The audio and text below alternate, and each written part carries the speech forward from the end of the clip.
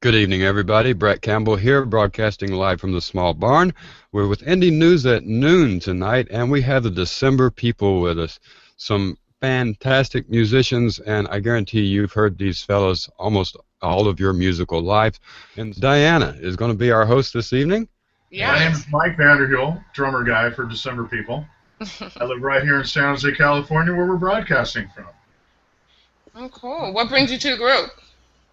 What brought me to the group? Wow. Okay. Well, Robert had this beautiful idea of starting December People, which he's going to explain to you very clearly. But he and I have played together on different occasions and recorded together quite a bit, and many different styles of music, which this band brings out of us. And he asked me if I'd do it, and I love it, and here I am. Oh, cool. We like you too. Thanks. Who's next? I am. I'm Gary Pihl. I play guitar in Boston when I'm not with December People. And again, Robert was the catalyst for the whole thing. And I met Robert through Sammy Hagar. I played with Sammy Hagar for about 8 years before Boston. And Robert and I got to know each other through Sammy and Dave Lauser, Sammy's drummer, and other friends. And Robert had said, I'm putting together this music that is a combination of Christmas songs, but done in the style of classic rock bands. And I said, well, that sounds interesting. He said, and the reason for doing it is every show we play is going to be a benefit for local food bank. And I said, hey, count me in. I think all the other guys feel the same way, too. Absolutely. I'll turn it over to Robert. Uh-oh. Hi, Robert. How are you, Diana? I am Robert Berry, and I play with Greg Kinn now, if you know who that is. A song called Jeopardy, you might know. Yeah. Mike plays with YNT, in case that wasn't presented earlier. Yes. And you know, when I had this idea that the toughest thing was to find guys that can play all these different styles, but also get along together. So putting those two pieces together, that's the reason I called all these guys and said, you're the best players I know, also the greatest people, personality-wise, to spend a month on a tour bus and not kill each other. So in the Christmas spirit, that was important. Yeah, I would imagine so. Nice group. Who's next? Hi, guys. Hi, I'm Dave Med. Robert asked me to join the band about 4 years ago, told me what it was all about, and I was absolutely interested 100% and absolutely happy that I chose to play with him and been having a great time. I can't say how much fun I've been having, but I'll try. It's been so much fun, and we're just doing great, and the food bank thing is just such a great thing to be part of, and helping all the communities that we play with and play for. It's just smiles and lots and lots and lots of smiles and happy people. It's really a joy to do. And Dave also plays with a great band called The Tubes. Okay. Cool. And Greg. And Quicksilver. No, not and no. Who's next? Hi, guys. I'm Jack Foster, and I started doing some original music maybe 10 years ago with a guy named Trent Gardner, and most of it's kind of progressive, but was recording with Robert on occasion, and so Robert knew what I could do and felt that perhaps I could add 1/5 of the December People talent, and I'm happy to do it and had a blast. Great. Well, we're glad you guys came together. Angelica? Yes. Can you guys hear me? Yes. Awesome. Nice to meet you guys. Well, thanks. Nice to meet you. Nice to meet you. Sorry, I don't have the banner under my name because I'm doing this through my phone. But look at that. Technology is moving and we can't even get a banner under your phone. But, yeah, very nice to meet you. Sorry about the delay before. Had some bandwidth issues, I guess. But, yeah, I'm really looking forward to getting to know you guys, getting to know about your music and the Christmas spirit. That's us. Brett? What's your favorite Christmas song? Silent Night. Yeah, really, yeah. Like a classic Jack rock sings Silent Night? Yeah. Yeah, it's a cool version. I like that version. I was surprised. I was like, wait a minute, where did they get that out of there? I was like, oh, okay, I get it now. I didn't see that one coming. That was a nice one. Most of them come from Robert. He is a mad genius that puts these songs together. Yeah, you have to be mad because I didn't get it at first. I kept listening. I was like, wow, I would have never in a million years ever thought to make a Christmas song out of that. But it works. It really does. It really works. And I that's can imagine. the sauce, kind of. You know, we play the real Christmas song. Take Jack's Silent Night. We're playing the chords, the melody, the words of Silent Night. Absolutely. Just the way you've known it since you were a little kid. But we do it in the style and take little hooks, little pieces, and morph them into that song so it sounds like that one's based on a Tears for Fears tune. I was about ready to bust out with my moves and everything. I was like, wait, where'd it go? Where'd it go? You can still bust Go out. ahead. We want to see that. This is the video. Yeah, put that in. That'd be in the video at the end. Yes. Brett, I know Brett's a huge fan. Brett, can you hear me? I can. Sorry, I'm over here in the event handling questions and comments and things. Okay. I loved the arrangement of Silent Night. It really caught me. I could ask a million questions, but wow, this one's it's really Diana's, and I've got a Diane in the chat also. I'm going to come up with a couple here in a little while, guys. I just want to say right now, though, it's really great to meet you all. It's just a pleasure. Thank you. Well, Thank you, Brett, what is your favorite Christmas song that we do? I haven't heard them all yet, so the Silent Night's still in my head. Pink Floyd's always been one of my favorites, and doing it in that style, the sax, and it's just great. So I'm going to stick with that one for a minute. I played I think 6 of them the other day. They were all really good. Cool. Absolutely. What made you guys decide on the name December People? Oh boy, that goes back to when it was just a concept. And one of the problems is that we want to be a family-friendly show, but we're a rock band. We play some pretty heavy stuff based on some of the biggest bands there ever was. So, and we're all in rock bands. And the name had to not convey, I don't know, like a Christmas in the Park kind of thing, but also not too heavy, so the family-friendly, and also work for the food banks. There's about 10 names that I kicked around, and that one just seemed to work. Plus, we're all December people for November and December. The rest of the year we play with other bands, so it kind of just made sense to me that would be a good way to name it, so then bring these guys into it and let them become December people. Now, were you guys thinking, is he nuts? Or, oh, okay, yeah, we're just as crazy as he is, so why not? We already knew that, yeah. That goes without saying. Okay.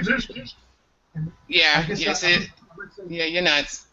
The first show, when we were going to do our very first show, I was trying to lower everyone's expectations because I said, we have no idea what people are going to do. If they're going to like boo us or walk out and say, oh, this is sacrilege, you're changing the Christmas songs, the stuff we grew up with. How could you sing, my 2 front teeth like that? But just the opposite. We started playing the songs, and smiles came across the audience, and they started clapping as soon as they would recognize a song. Like Jack would start what sounds like Stairway to Heaven, but it's actually the night before Christmas, and people would start clapping and smiling and laughing. It's like, oh, we knew that we're doing the right thing. Absolutely. People get it. Yeah, they do. I see that. You guys put on like an amazing, you put on a rock star show. You really do. I'm ready to, I'm ready to go. And then I'm like, oh, it's Christmas stuff, which is really cool. So I can imagine people are kind of pleasantly surprised. Yeah. Do they know ahead of time? Have you found people that went to your show for one reason and was like, what happened? Mike could answer this one. Yeah, oh yeah. First, I'd like to add, too, we also travel with a pretty amazing light show. And it's a company here called 3B, run by Kevin Boone, and his son is running the lights himself. And they do an amazing job, and that's half the draw, and people are blown away, once they hear the music, and then they get the light show on it, too. So it's a pretty good thing for your small can donation and ticket price, But yeah, no, people show up, and they don't really know what to expect for the first time.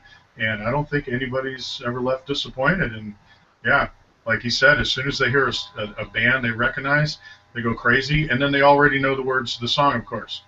Yeah, so they're singing along. We get people out from age 7 to 92, So it is something for the whole family. Absolutely. I can, yes, that I can attest to, because you have my 13-year-old son bouncing around my living room, getting his Christmas jam on. Yes, so yes, I can speak. I can definitely speak for that. Angelica, you got any questions? Well, I was just going to comment. Are you sure 7 to 92 or 1 to 92? You know, like the song. This is 1 to 92. So we'll go with 1 to 92.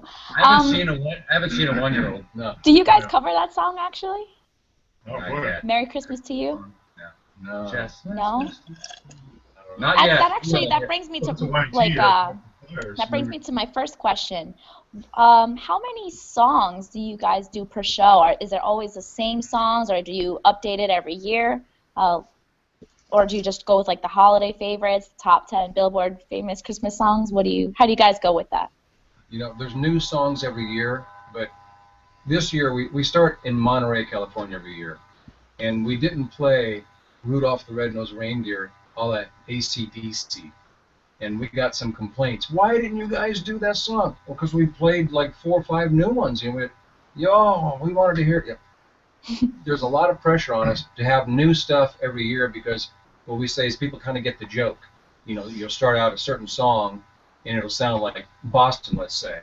Mm-hmm. And then it's God Rest You Merry Gentlemen, and that's what people like. And when we do the new stuff, they already know the song. They just want to hear the style we're doing. And that's the special part. But then we have this history of 40 songs, and I don't even know how we're going to play all this stuff, because they want to hear every one of them. And there How have about 3 encores? There have been songs in different styles too. So we'll bring back an old Christmas carol that we had done before in a different style. Yeah, Brad had mentioned the Pink Floyd. That's Silent Night, which the new Pink Floyd was Tears for Fears, the new Silent Night. So yeah, there's only so many songs that everybody knows. We're trying to stick with those. There's maybe 60 songs or so we can pick from. Mm-hmm. And Angels Held on High too. That was Peter Gabriel first, and now it's Journey. Yeah. Okay. Okay, cool. So do you guys mostly... Ooh, disappeared. No, go ahead. Okay, disappeared for a second. So do you mostly, have these bands like Journey, Pink Floyd, and do you kind of mold your songs, your covers, after their style, or is it, a different kind of process? Like, what makes you decide to do a Pink Floyd version of Silent Night and not a Journey version of Silent Night or something like that? The main thing is, if the song fits the style of the band that we're sort of trying to pay tribute to, if it fits it like a glove, it just doesn't get better than that. Billy Idol. Yeah, like Billy Idol doing White Christmas, like as a la White Wedding. We don't steal his song. We don't use the chords of his song. We don't try to sound like him in the voice and stuff. But we use the essence of Billy Idol and put it into White Christmas. I don't think anybody's really explained the concept of what we do yet here today. It's pretty much, we are, let's say, The Who does Joy to the World. It sounds like The Who playing. And when Robert first did these all by himself on the first records, he played all the instruments, sang everything, mixed it from start to finish, and every song sounds authentically like those bands. So we need to sound like that as well. So when we do The Who, it's hints of like, if they were to play it, they would have sounded like Bob O'Reilly or Who Are You or Won't Get Fooled Again. Except it's to the melody of Joy to the World. But it sounds like The Who's doing it, including the sounds of the instruments. And then we'll totally shift gears and we'll do Journey and we'll do Billy Idol, ZZ Top, all these different bands, but every song takes you to one of those bands doing it. Am I doing all right? Yeah. It's a tough one to explain, but... And you'll know. It doesn't sound like any particular songs of theirs, but it sounds like they're playing it because of the style and the sounds of the instruments. As if it could have gone on that album, whatever it is. That's very cool. Have you ever heard from these bands that you're paying tribute to? Have you ever heard their responses to your covers? Just from their lawyers. No. No, there's a few bands that know that we do songs in their style, and they're fine with it, as far as we know. Nobody's complained yet. They haven't complained. I think a few are begging us to do one in their style. Yeah. No, it's very cool. It's very unique. Do you have another question, Diana? No, go ahead. I'm sorry. Okay. So about the charity portion, so every show that you guys play, you require your audience to donate a can of food, right? 5. 2, 4, 5 cans, whatever the venue can. It's not an absolute requirement, Okay. but So it's we like a suggestion. encourage it, and there's a discount in ticket price if people do bring food. It's pretty And successful. was What that do your we do? idea? Oh, go ahead. Was that your Yeah. idea collectively? Yeah. Robert's idea, right? Why, Robert? Are you particularly, I'm so hungry. you know, into helping feeding the homeless, or? Yeah, what the motto of the band is that we feel that if everybody tried to help their own immediate area, their city, their town, for their hunger problems, their homeless that need to eat, that we could sort of wipe out all the hunger problems in the United States. And we love the Red Cross and all the big agencies that go throughout the world. We think that's great. But it's kind of like a flight attendant saying, put on your seatbelt first before you help somebody else. We sort of need to fix this problem here. So we're just trying to get that word out. And by putting on a good show that's fun and people bring food, that's a start anyway. It's not the complete solution, but if we all help our little cities, our towns, I mean, how hard can that be if everybody helped their own town? There's plenty of people that have extra food and extra money to put food in the barrels and feed people, especially around this time of year. And Gary's really into this too, and this was a big component. I was going to say, one of the things that we've noticed is that there'll be, as Jack was saying, there'll be a discount. You bring 4 cans of food and you get half price for the ticket. But what we found is that people will bring 8 or 10 or 12 cans, a whole case of food, because they really want to participate in it. So that's really heartwarming to us. And we cooperate with the local food banks too. For They're- sure. They're on board. It's pretty successful too. In Monterey, we have 1,400 pounds of Yeah, food donated. over a ton. That's a lot. Wow. Yeah. Wow. So how many shows do you think that you do during this period of time? I noticed that you do a lot of corporate shows. Yeah, I mean, right now maybe 15, 18 shows. Next year we're looking at doing probably 30. Wow. And when do you start? November, usually the second weekend in November. We try to start after Halloween. Yeah, right. October, people. Yeah, absolutely. We look for the ads on TV and then it's time to play. So how do you feel from going from the back seat to the front seat? Because you guys are usually, you're backing up the other guys, and now here you are, all in the spotlight. You tell Dave will tell you what it's like to be a member of the band, and all of a sudden now we got him singing the lead. So the band that I play with, I do all the keyboards and sing a lot of the backgrounds. Before I got into Tubes, I was the lead singer in a band for 12 years, my own band. So it's absolutely exhilarating to be playing or to be being a lead singer again and enjoying the front line and being part of the festivities and sharing the bill with these fine young gentlemen. Absolutely. Sounds like a lot of fun. What would you say, what do you get from this outside of the charity aspect? I mean, it must feel good as a musician, but what is it? You're busy every other time of year. Why take your own personal time to do something like this? You know, what's interesting, the December People is like a startup company. We're not a company, but we're all putting our time, our energy, our talents, and all the connections and everything we've learned and gained throughout our careers. So it's really like a team, it's like a sports team. You know, everybody does it for the cause, and we all feel ownership in that. And I mean, we feel ownership in the bands we tour with too. But this is our thing. This is our give back and our talents as a group and as our lighting company and our sound man, everybody, our crew, everybody is doing this like a startup company. We're putting everything into it, grow it into something. The main goal, take on Trans-Siberian, and go out there and then get lots of food donated. Yeah. And to eat. Absolutely. And we hope this can be a tradition. Again, all the towns that we played at, we hope that this will be a tradition now that will go on for a long time. That they'll want to hear Christmas music, but why not in the style of their favorite classic rock band? Oh, absolutely. Absolutely. I agree. Brett, do you have any questions? Did you get any questions posted? I can't even keep up with everything at the moment. So I don't have anything new that's come in the last few minutes. I've had a couple people say that's really neat, just sending me private messages and things like that. Looks like we got a few live viewers. That's really cool. And some people are checking into the Hangout. You know, when YouTube changed everything and Google changed everything over the last couple of days with Hangouts, we now have 2 events pages for this particular show. So I'm sure there's some confusion out there, and I'd be willing to bet we're not the only people dealing with that right now. We won't have that in the future. But I do have, I've personally got a couple questions, guys. And first one, you know, when we were emailing back and forth, you mentioned you'd like to talk about arrangement in particular. And I know there's a couple of Nashville producers that are listening right now, and they're interested in that also. So my question to start here is, what's been the most challenging arrangement to put together?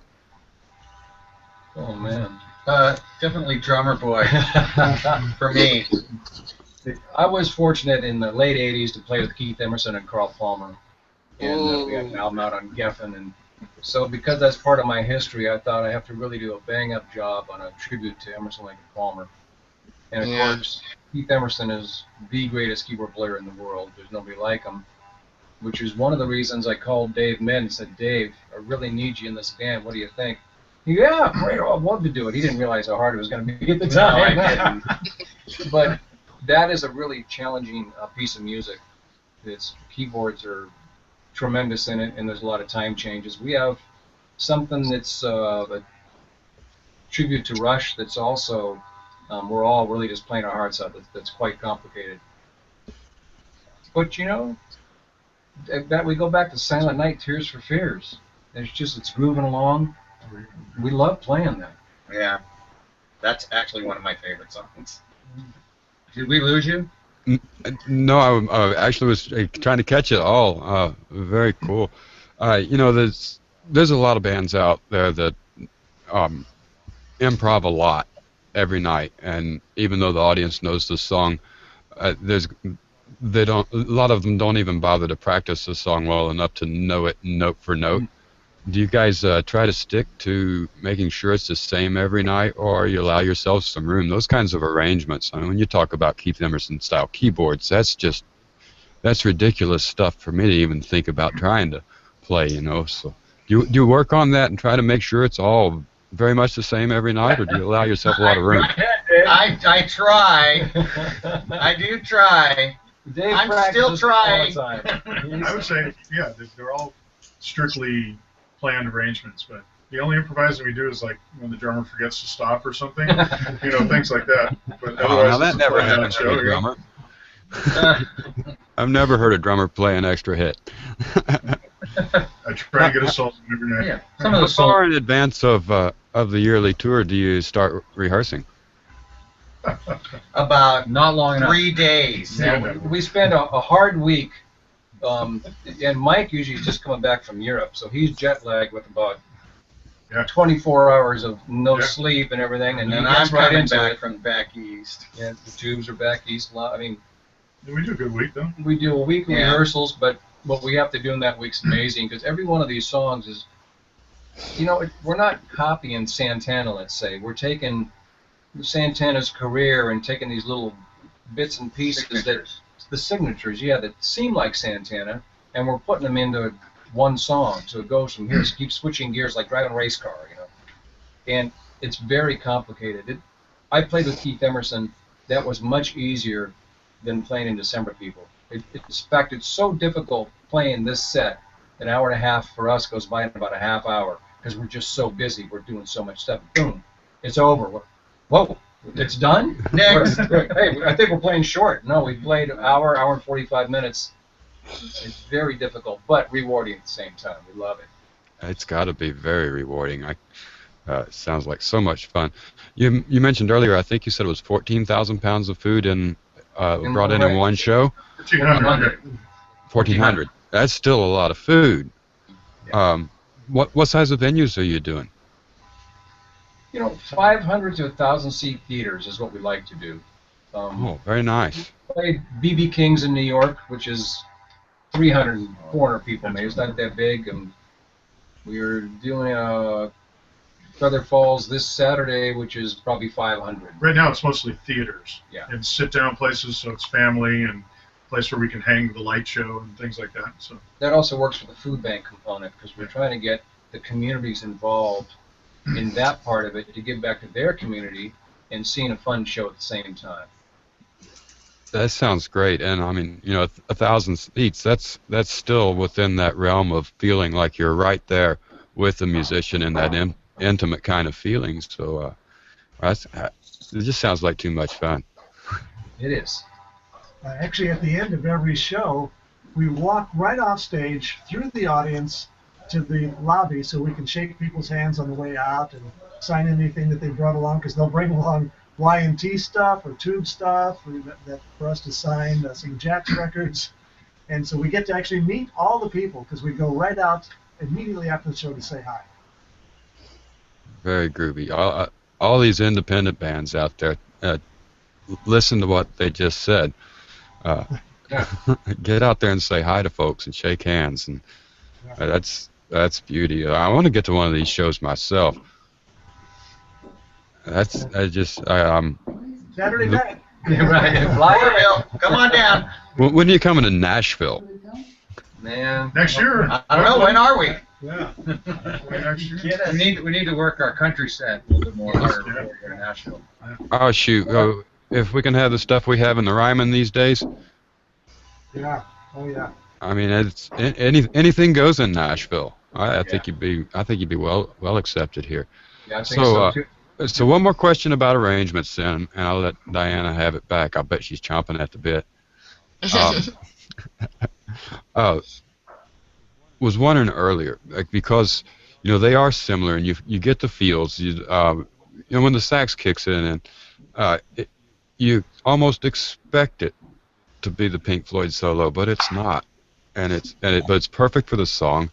How do you figure out the best ways to fit those changes in? Some of them are quick, sudden, and almost a 90-degree turn to another direction kind of changes. Myself as a songwriter, I have trouble making those sudden changes and just allowing myself to write the song that way with that sudden change. Something you could tell us, give us some advice on that? Boy. For us, if you think we're playing something from Journey, let's say, it's not. It seems like it is, but the riffs are inside out, the chords are different, the bass lines, the drum, it's just a little different. Yeah, it's inverted and going other ways. It's very good. Yeah. Very good. That's the hard thing at rehearsal, because we know most of these songs, the real song, and now we're trying to emulate these little pieces. They all been turned inside out, so we got to rethink it, and in our mind that has to become the real song. Well, Robert's been a star producer for years. You've been a great producer, produced all sorts of people. I have been very lucky with that. I think that's what my question really was, is how do you train your head to allow yourself to make that change, to rethink it, like you said? That's been the hardest thing for me. You just have to do it, and you got to throw those rules away, especially as a songwriter. I have a lot of clients in here that I'll do an album for them that say, I have writer's block. Well, just write down whatever comes out of your mouth. It's easier to fix an idea than it is to get an idea. So you just go for it. Put down the stupidest words or the dumbest chords, whatever, and then you go back tomorrow and you go, oh, I can move that over here. Oh, that word should have been this. You fix it. And that's kind of what happens with December People. We start with Angel You've Heard on High, playing it, plunking it out, sort of get the tempo of whatever song or whatever band we're trying to pay tribute to, and little by little kind of morph it. Gary's the king of these, we call them goofs, and we have a couple that we haven't been able to morph into the original thing of part of what we do. But we have this Michael Jackson thing that's so funny that Gary come up with, and a thing on the Stones. That's kind of where it starts. We goof on them, we play them, and then little by little they turn into something more original. So we'll start with a riff like Money for Nothing. Let's see, what song can we put to that? And that's what we do. We just all kind of kick around ideas.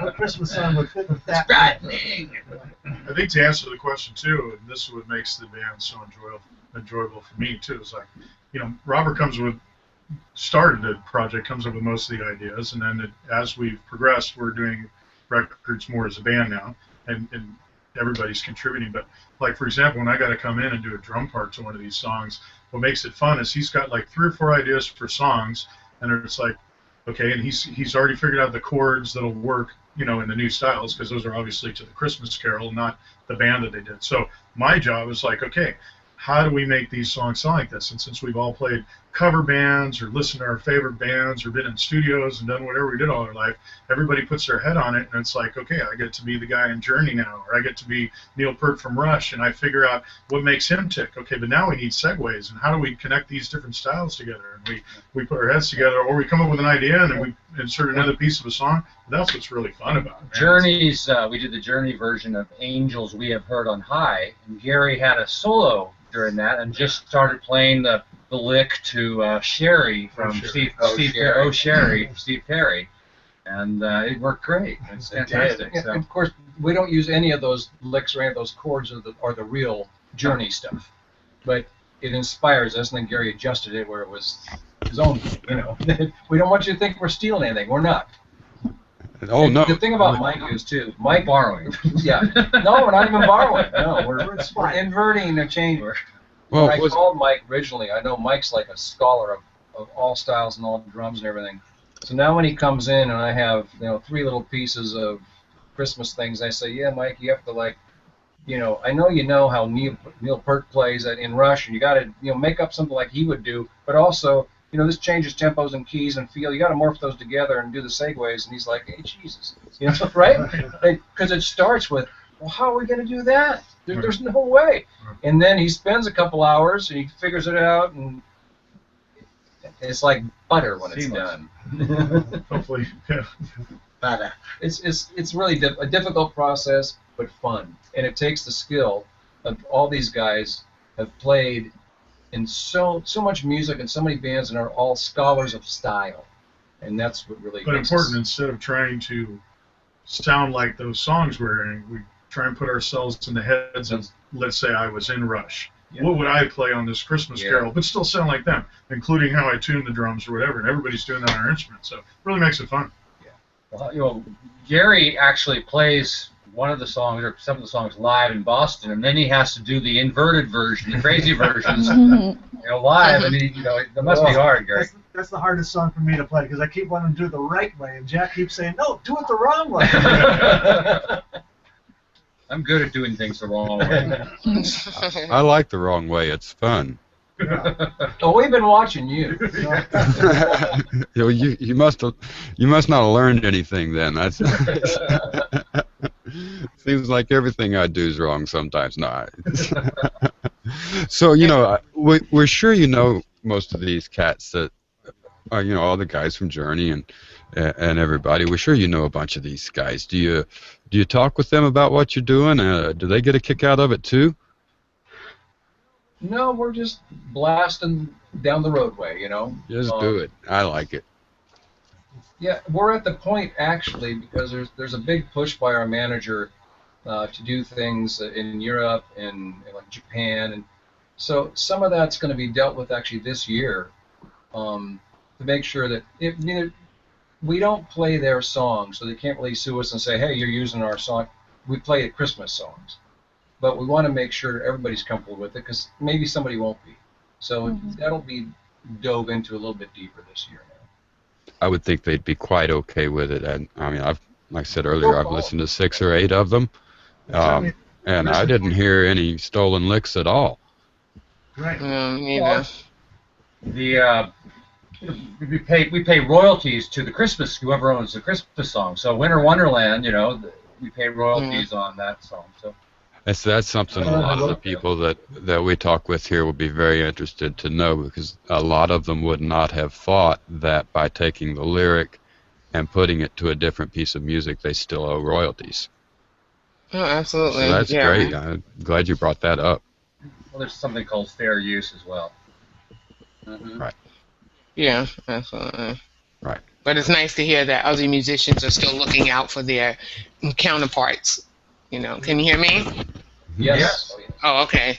Yeah, I like that part. You know, you guys could have probably went a different route, but you know, you stood up and was like, no, this is the right thing to do. So kudos as a musician. Absolutely. The writers of those songs, Irving Berlin, whoever it is, they get paid for us to use them. They're songwriters. Absolutely. That's what the music is anyway. So I guess to wrap this up, guys, what else do you have going on after the new year? You know, once you're done being December people. Then you go back to being regular people. Yeah, for me, actually, we all have albums and CDs coming out. Just so happens, just this December, just this month, Boston has put out a new album, our first in 11 years. And so next summer we'll be on the road. Actually, they tell me that our new album is actually #1 on classic rock charts. So we're awful thrilled about that. So Congratulations! Good job. So we'll be hitting the road next summer is the plan for Boston tour. So I'm looking forward to that. And you're going to let us know. Yeah. Oh, great. Now I have to go sleep outside so I can get tickets again? Wow, this is like the this is like that again. I mean, people sleep outside for iPhone. Why not a Boston ticket, right? Right. So, Gary, that means Greg Kinn, the Tubes, and Y&T will be on that bill. Yeah. And Jack Foster. I'm releasing a new album in January as well. Yeah. It probably won't make it to #1 on the classic rock charts, but #1 in Foster City. It's great. As long as you enjoy your body of work, right? As long as you like it. hopefully That's what's important. Hey, by the way, you can go to our website and check this out. That's right. So, ClassicChristmas.com. Oh, no, That's wrong, Jack. why don't you tell us what the right address is? Well, there's a couple of them. DecemberPeople.com, and there's also ClassicRockChristmas.com. it all goes to the same place. All goes Yeah. And if you forget, just Google December People. Hey, we're on Google. How was that for a plug? There you go. And a brand new Google Plus page under December People that I There would you go. suggest folks go follow for sure. Yeah. Facebook. You can search our names. And you can watch some videos, too. Yeah, You should yeah. tell them about the videos. Oh, your videos are outrageous. They got to go strictly for the videos. The light show is insane. Yeah. Love the videos. And all of those are listed on the website too. Yes. Yes. Have you seen the For sure. videos? I've Oh, been I have. Yeah, that's the way I've been listening is by watching the videos. Yeah. So you've heard Angels Held on High, then? Well, Your version of it, yeah. I never heard it like that one before, but It Yeah, it was- depends now. If you're looking on YouTube, you might be seeing the Angels from the first album, which was Okay. done. Was that Kansas or what? I don't know who it was. But the Angels on December People 3, which is this album, okay. is different. Now there's a video out to this that a fan did that is based on the Victoria's Secrets models, all their TV shows where they have the wings. Merry Christmas. Okay. Angels, Yeah. their Christmas promotion stuff, and this fan put this whole thing together with all these Victoria's Secrets models. It's incredible. Without us knowing. Without It us came out knowing, great. yeah, just all of a Presented sudden it to us. they sent it to us, and Oh, then that was did a Billy Idol one too. And we actually asked people, hey, if you have anything like that, if you'd like to work with video, and you want to use one of our songs and put some videos together, put it on YouTube. Send us a link to it. We'll put it on our page. We love that stuff. oh cool. We got December Well, People Facebook as well. Mm-hmm. Okay. What, 90 pictures on December People Facebook? There you go. Yeah, new pictures from last weekend's show. Okay, cool. Yeah, you have a couple of shows coming up in the next few days. Where are they? What are they about? We're heading to Oroville, California, up north here. Right by Chico and Redding. Northern Okay. California. What's the name of the casino? It's Feather Falls. Feather right, Mike? Falls. Feather Falls Indian Casino. Wow, okay. That's good. Well, guys, we've had a blast. I would say, Brett, Angelica, you feel the same? We had a blast. The guys are so interesting. We can't wait to see what you're going to do. And when are you coming to New York? Yeah, hello. Well, we made it out We were there there last year. last year or something. Hopefully we'll be out there next year. Well, yeah, you definitely gotta let me know. I know I have my 85-year-old mother-in-law thought you guys were hot, so yeah.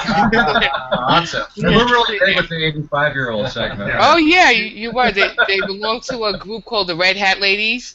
So Oh, yeah. Yes. it was 100 Red Hats just getting their Christmas jam on. Yeah, so yeah, That's great. I love it. That's awesome. You guys will And- probably tour the East Coast. Y&T's out there, and we'll be there in March. So. Oh, cool. In time for my birthday.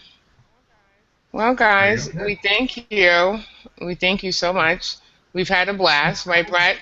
Oh, yes. It has definitely been a pleasure. And if you guys have got a few minutes, hang on the line with us after we end the broadcast, and we'll make sure we get our show notes together and all that kind of stuff for you. Yeah. Sounds good. It's been a lot of fun. Learned a lot. So, Brett, you want to close us out? I think we just did. Oh, you That's just the did? December People. Okay. And be sure to check them out at DecemberPeople.com, Facebook, Twitter, and Google+. This is Indie News at Noon, live. Your host has been Diana Barnes, assisted by Angelica Lemos. I'm Brett Campbell. Thanks Lemos. for joining us. Lemos. Sorry, I do it every time, don't Yes. I? All right. But we love you anyway. Peace to everybody. Thank you. Hi, guys.